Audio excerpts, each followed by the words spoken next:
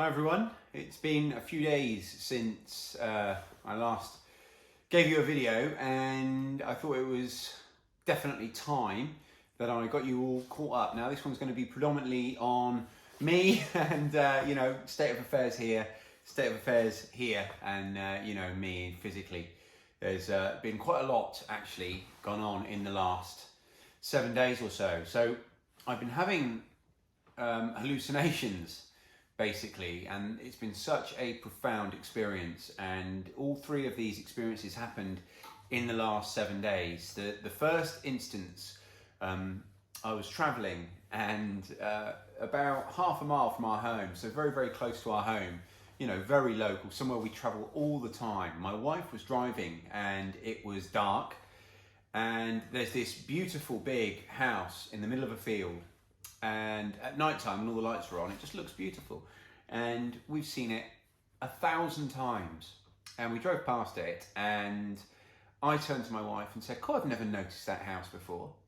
And of course I had. That was a ridiculous thing to have said, but in that moment I was somewhere else.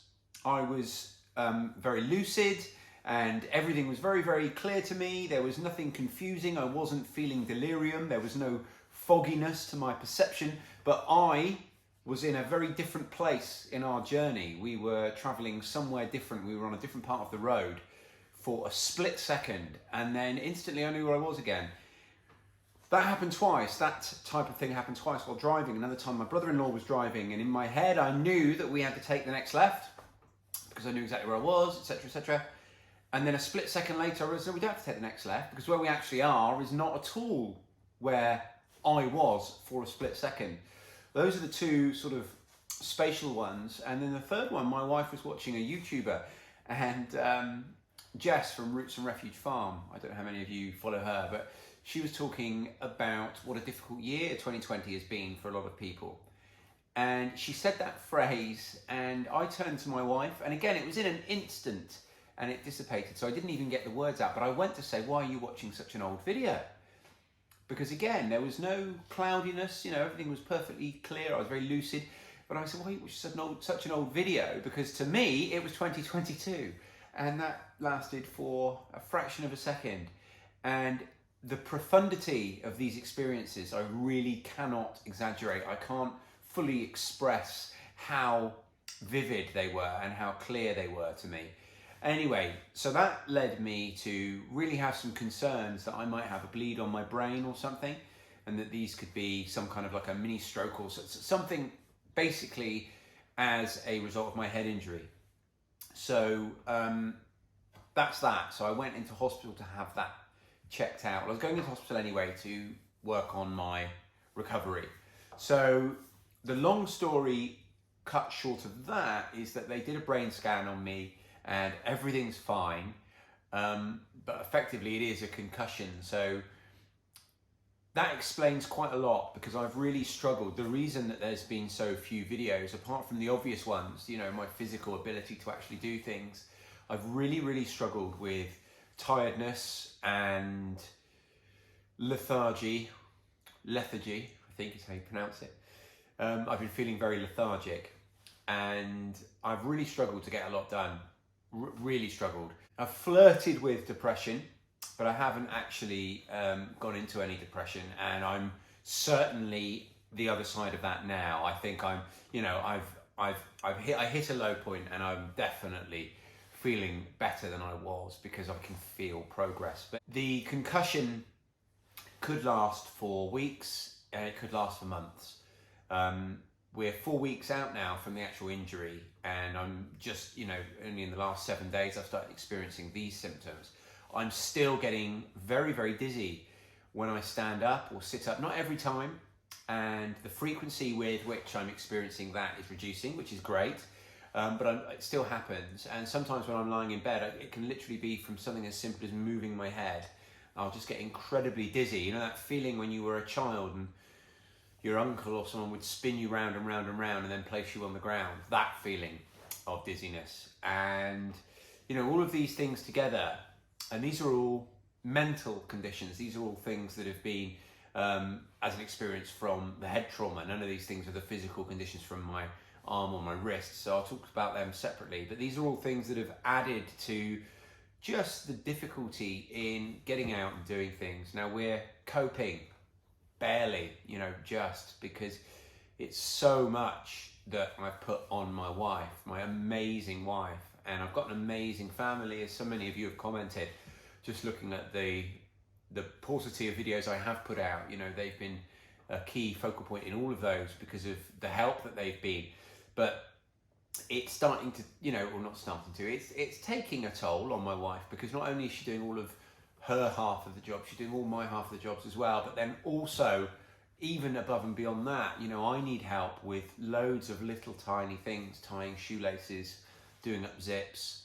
I had to get my daughter to tuck my t-shirt in for me today. So, just all those things just add to the workload for everyone else. And, everybody's, when you're living this kind of life, you're already running at capacity or close to it. So, it's been difficult for everyone, but we're starting to see some improvements and come out the other end of it. So I had an appointment at the hospital on Friday, and I had a brain scan, and everything is fine. There's no bleed on my brain, there's nothing to worry about, I'm going to be fine. And it was great to get that confirmed. But what it also confirmed is these are kind of like almost like aftershocks, but they're because I'm currently suffering from a concussion.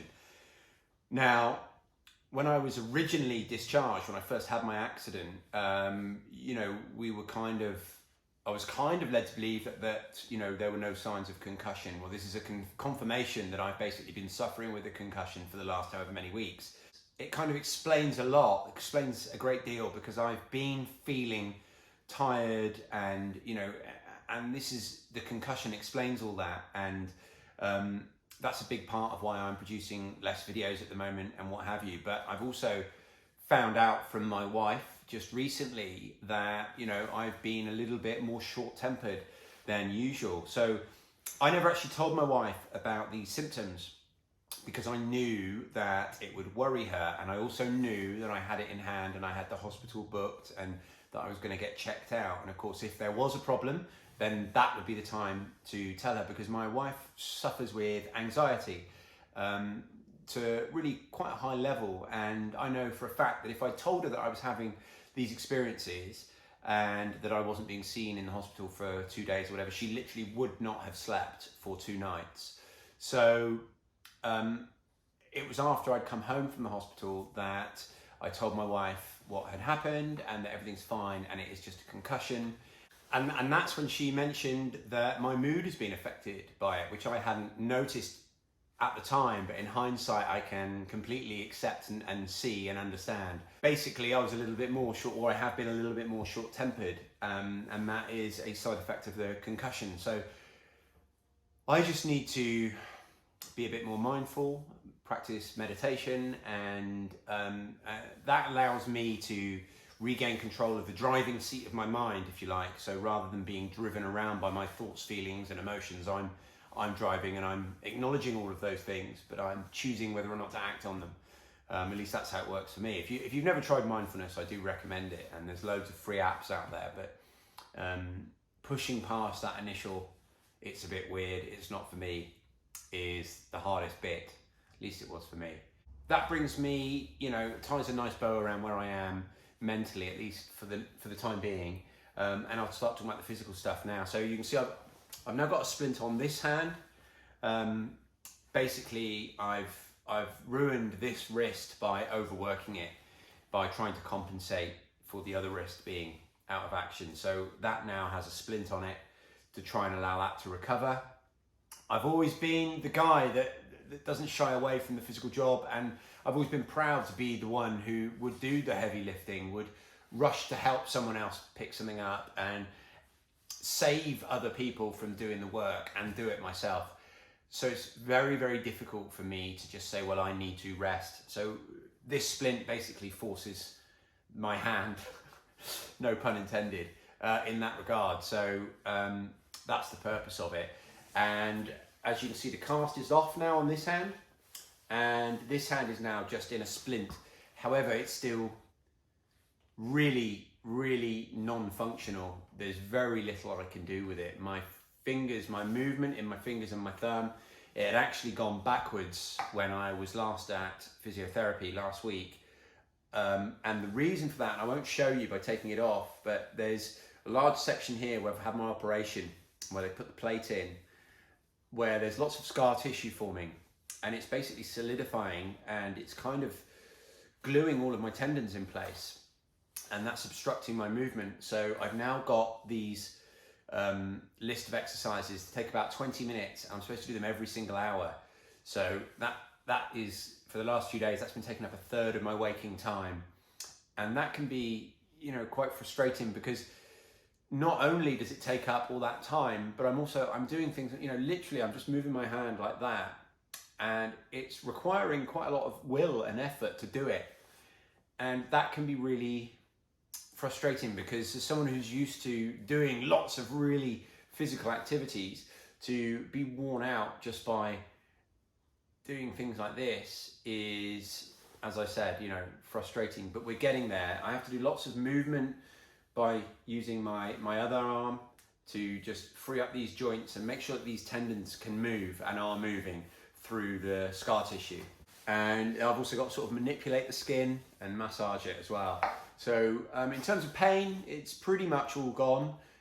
You know, there's a little bit of discomfort, a little bit of soreness, but I'm not taking painkillers anymore.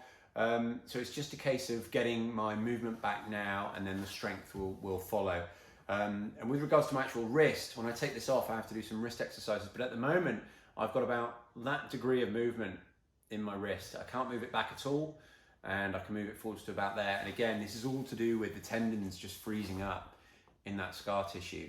So that probably comprehensively sort of explains where I'm at physically and mentally. So going forwards, you know, I'm not going to put myself under pressure to create content for the next couple of weeks. Now, that's not to say I'm not going to make any videos, and I'm going to carry on doing the podcast, but one of my weaknesses, one of my mental weaknesses that can lead to mental health issues like depression, is when I put too much pressure on myself. And if I try and produce content on a near daily basis, I know what's going to happen, and I will have a meltdown.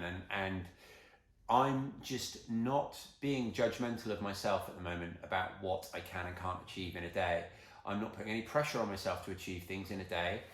We're just going to take every day as it comes, and if I feel up to it, then I will, you know, take you for a walk around the garden and show you some things. But, you know, it's really difficult at the moment. The other side of it is there's not a tremendous amount going on, because I physically can't do very much. My wife is running at full capacity just to keep things going. So there's not a lot of new projects happening. There's not a lot of areas that I've got to show you that wouldn't become quite repetitive quite quickly. So, you know, we will go around and see the animals at some point soon and things like that. But there's, you know, personally, I'm feeling that it would be a bad idea, it'd be a mistake for me to force myself and put pressure on myself to make that content right now. As silly as it sounds, as pathetic as it sounds, this small amount of work involved, it wouldn't be a responsible thing for me to do. You know, and I really appreciate you guys telling me that as well. You know, and a couple of comments in the last couple of videos were basically telling me how tired I looked and that I need to take it easy. And, you know, so you're absolutely right, and I'm going to take your advice. And I think maybe having this brain scan and having those symptoms followed by, you know, confirmation, you've got a concussion, I feel like I can accept that a little bit more now, and just accept that the time that I need is going to be however long it is. And, you know, I have to, you know, and that's where we are. So the main thing though that I keep in crystal clear focus all the time is that there is no long-term or permanent effect that I'm going to have. This is a temporary thing. For most of the rest of my life, this is just going to be something that happened to me once. And, you know, keeping that in context is quite important.